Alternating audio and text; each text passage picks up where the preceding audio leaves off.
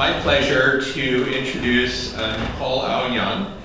Nicole is a financial planner at Fidelity Investments here in Bellevue, in downtown Bellevue, kind of down near Bell Square Mall. And she has been there for 9 years. She graduated from UC Davis, which is in Sacramento. I visited there, went to visit medical school there one time many years ago.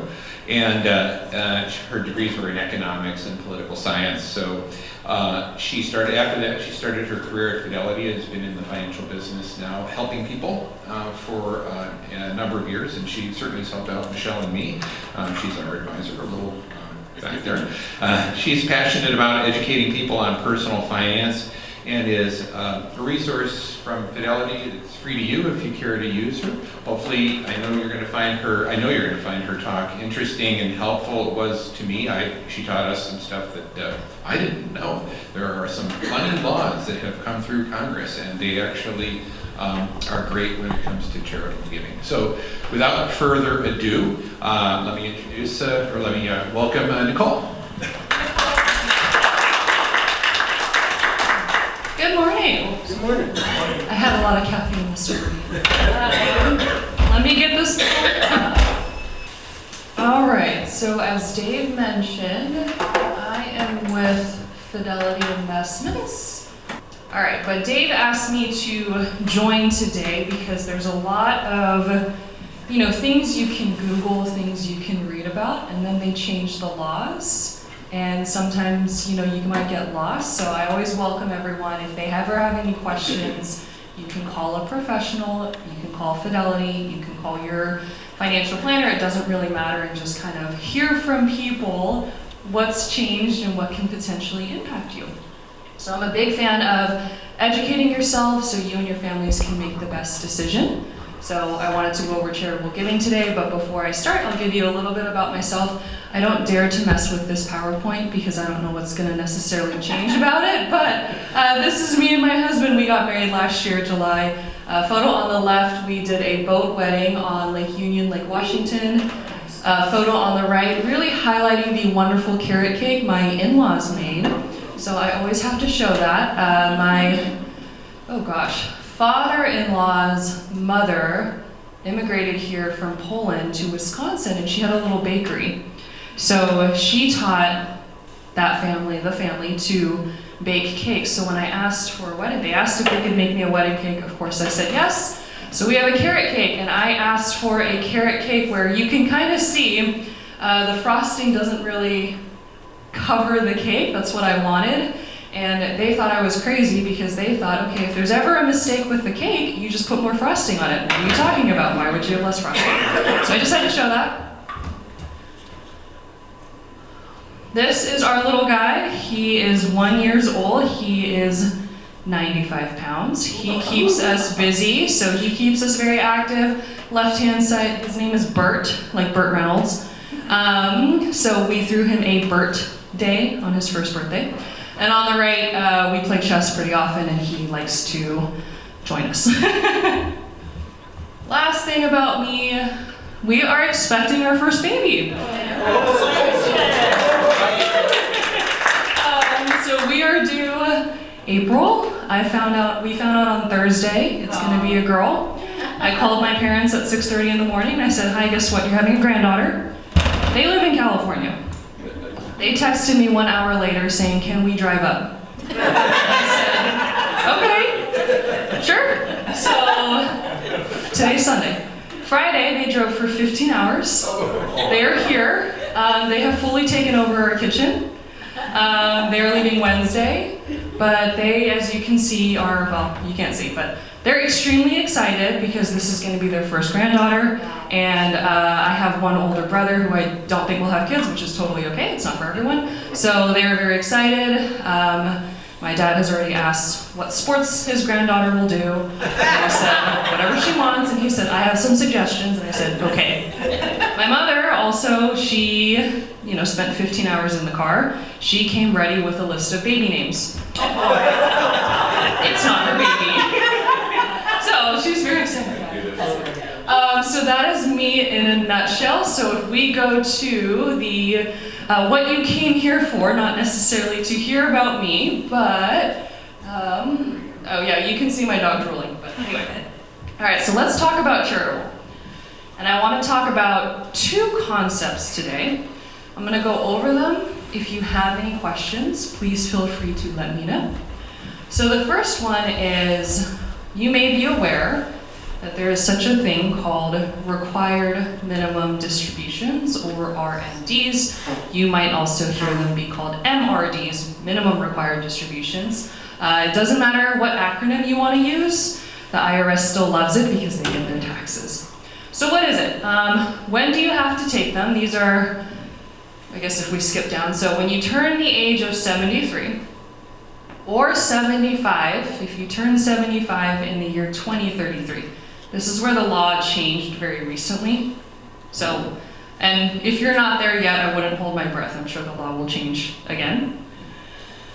What is it? So, of your pre-tax assets, I would think of it as a 401k typically, a rollover IRA, or a traditional IRA. 3.7% of whatever that dollar amount is needs to come out in year one, and the percentage increases each year. Okay?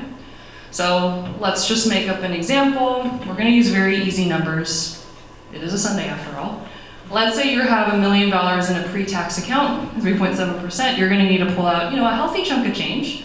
That's going to need to be, has to be pulled out. It is taxable to you as ordinary income. So whatever income you made that year, you now add this 3.7% on top of that. Okay? This is, of course, taxable as ordinary income. It could potentially bump you into a new tax bracket. Not to dive too deep into it, but in 2026, should the laws not change, the tax brackets go back to where they were in 2017. Usually that's not quite favorable for people. So there's different strategies we can maybe dive into your situation. So what are your options? Of course, you can take it out to spend. You have to take it out. You are also able to reinvest it. So let's say, hey, I don't necessarily need this money. I already got a car, I'm paying my property taxes, I'm helping my kids, I'm already good. You can always reinvest it. So you can open up a non-retirement account, you can reinvest it. Now, what are you also able to do? You are able to gift a portion or all of it to a 501c3 or a charity. Let's use an example. Let's say your required minimum distribution is $50,000, 50. And you say, hey, you know what? I typically gift $20,000 in a given year. That's the number I'm comfortable with, whether it goes to, a church like this one, it goes to the Red Cross, it doesn't really matter. You are able to gift $20,000. You then do not need to pay income tax on that $20,000. Okay? In this example, therefore, you gift 20. You do not pay taxes on it. You just pay taxes on the remaining 30,000. So how might this be impactful? Let's say hypothetically, you already donate. You tithe to the church, you support other charities that are dear to your heart, and you turn 73. And you say, you know what, I still want to donate, and this is what I do. I would recommend maybe looking at, hey, would you want to donate a portion or all of your required minimum distribution? You then do not need to pay taxes with it. If you typically donate, let's say from a checking account, maybe you can reinvest that money or do something else with it. But this can help control your taxes. Let me pause here. Are there any questions on this one? Yes? If the money that you take comes to you and then you give it to the church, is that still counted as your income, or is that considered a donation? Yes, sir, that counts as your income. It should not come to you first, okay? So let's say you say, you know what, let's just run with this example. Hey, I do want to donate $20,000. How do I do it? Reach out to wherever your money is at. Tell them you want to do what's called a qualified charitable distribution. qualified charitable distribution, okay? What happens is we send the money directly to the church or the charity. We send it directly, it never comes to you. The minute it comes to you, the IRS says, you, sir, got the money. Okay. Good question. What other questions might we have here? Yes? So even if you do that, right, you can have like Fidelity not take tax out and you know you're going to put it right into the account, which I've done before. Even if it comes straight to me, but I know it's not going to count, so they don't take pre-taxes out. But even when you do that, I learned recently, turning 65 this next week, that A little older, Mark. the Medicare will still count it as income. So your Medicare rate will still, that even if you give the money back to charity, it still counts as income that impacts your Medicare rate. So if you're, So a qualified charitable distribution, right, in the eyes of the Medicare, they don't care. they don't care. They take that as the Income. amount of income and they make their rate. They make their rate based on the income, doesn't matter to give it away. Okay. Right, that matters, you won't pay taxes on it, like you said, right, if you give it back away. Right. Right, but they will affect the Medicare rate. So, yeah, we sort of stuck with that. Is all that right? That is correct. Gold star, sir. I checked like 6 times, let me tell you. So what he's talking about is what's called a Medicare IRMA tax, IRMAA. It's a little too early for me to remember what that stands for. But what that means is if your income starts to increase, it's a 2-year look back for Medicare. So if you start Medicare typically at 65, at 63 they look at your income. If your income increased in those years, or to this gentleman's point, hey, I gifted this money or this came out, it still counts as income, therefore your Medicare premiums may potentially increase. Okay? Unfortunately, there is not a way around that one. I always do tell people, ideally you don't want to be caught by surprise. Ideally you just kind of know about it ahead of time and just say, okay, because my income is spiking, therefore maybe I want to, budget a little bit on the side for that. No way around that one. I did not include it into this presentation because I wanted to keep it pretty high level, but there are ways we can start to say, in your case, hey, if you're 65, I'm going to make up that you have some pre-tax assets. There might be room to start saying, gosh, would you want to potentially do some Roth conversions, start taking some money out of these pre-tax assets between almost 65, not 65 yet, almost 65 and let's say 73 years old, to start to let some money out of the accounts. You pay taxes along the way. It can potentially grow tax-free in what's called a Roth IRA. But the idea is then saying, okay, when you're 73 years old, your income doesn't just whoop, spike. We kind of level it out along the way. Yes, question? So where it says you can gift $20K out of this RMD of 55, how is that determined? I mean, How much you want to give? yeah, so in other words, I could give 45. Yeah. Okay, but when you say can, I thought somebody was determining a amount I could give. So you can donate however much or little that you want. So I've seen people say, you know what, I'm not super comfortable gifting more than what I normally do, therefore 20, we'll just use this example. But someone might say, I really don't want to pay taxes, and maybe there's awful hurricanes that are happening, there's things around the world people might be a little bit more partial to donating a little bit more to. You are able to donate a portion or all of your required minimum distribution, not pay the taxes. This is something you can do year over year over year. And you're limited to your RMD. You are not limited to your R&D. You can go over your Very R&D. generous 1 year if you want it. Correct. Correct. Great questions. What other questions? Yes, sir. So, and this applies, this charitable giving and avoiding taxes applies to not just IRAs, 401ks, and RMDs. Let's say you were lucky enough to buy Microsoft stock, in the 1980s, and now it's worth, you bought it for $100, and now it's worth, $100,000. All of that money that let's say you just kept the stock, didn't do anything with it, that's grown, it's a huge amount of capital gain. When you sell it, you're gonna pay capital gains tax on everything you sell.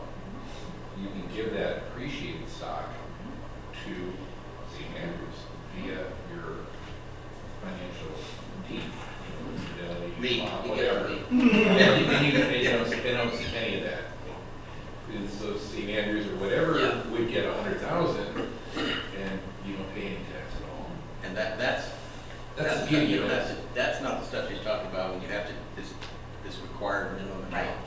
That's not involved in that, right? That's different. That's a great segue though. It's like you were with me when I created Oh, these okay. PowerPoints. If you want to have the next slide. We didn't collaborate. We did not But collaborate. she So, told me these things before. yes. And I listened. Perfect. So what else can you gift? There you go. To Dave's point, highly appreciated stock in a taxable account. So to Dave's point, let's say hypothetically you bought Microsoft stock, back in the day, and you bought it for $100 a share, and I think it was last trading at like $430 a share. You're probably pretty happy with your purchase. You're probably not stoked on the potential taxes you might have to pay. So let's say you are, let's say you're not 73 years old, or let's say, hey, you also have this stock.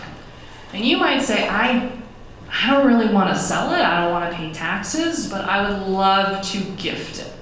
I want to support St. Andrews. To Dave's point, next slide. How can you gift? You can actually donate the stock directly to a charity. St. Andrews, I'm sure other institutions, other charities might say, yeah, if you want to donate a stock, here's how you send us the money. It's free. It's pretty easy. Call your broker and just say, hi, I'd like to move $10,000 worth of my Microsoft stock over.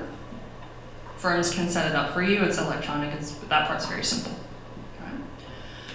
What's another way you could do it if you want to get fun with your taxes? You can use what's called a donor advised fund. Fidelity Charitable is one. Schwab has them. Most institutions have them. What they are is it is a charitable account in your name.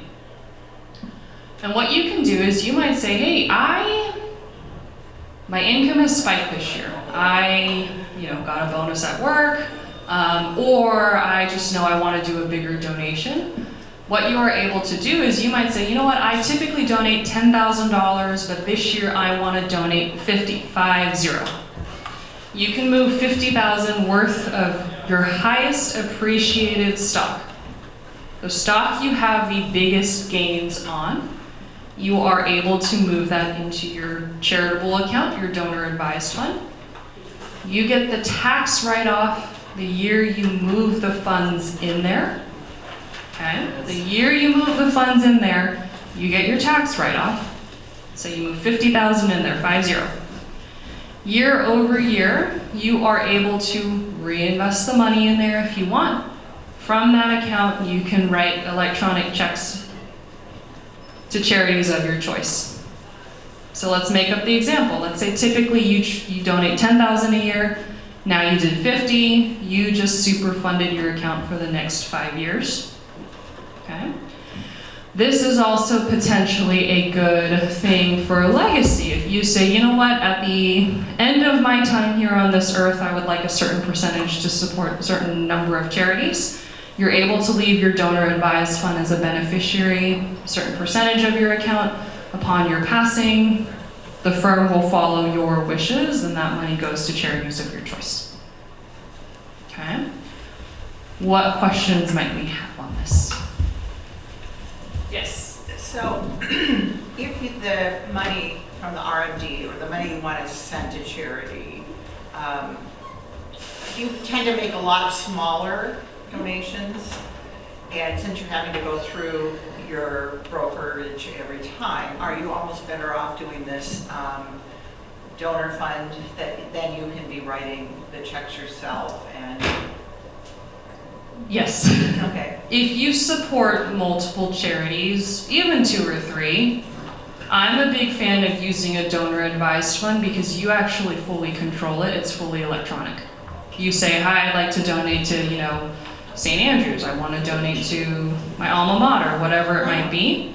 You type in the university, the 501c3, it pops up. You just click electronically, I want $100 to go to here, I want $200 to go to here. Your biggest benefit of using a donor advised fund is you then get one tax form versus if you support multiple charities, you're getting a tax form from each charity. A little bit easier to manage. Great question. What other questions might we have? Yes. Say if you have a lot sitting somewhere that's appreciated a lot, could you give that lot to somebody? Or Yes. I mean, a charity? That's the best part. So in a donor advised fund, you can type in, hi, I'd like to donate $10,000.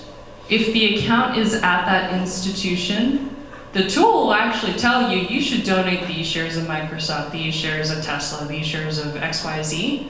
It'll flat out do the math for you to say, these are your best positions to donate, what do you think? You can then say, yes, I agree, or say, you know what, I don't really want to donate that one, I want the next best one. So yes, absolutely, highest appreciated.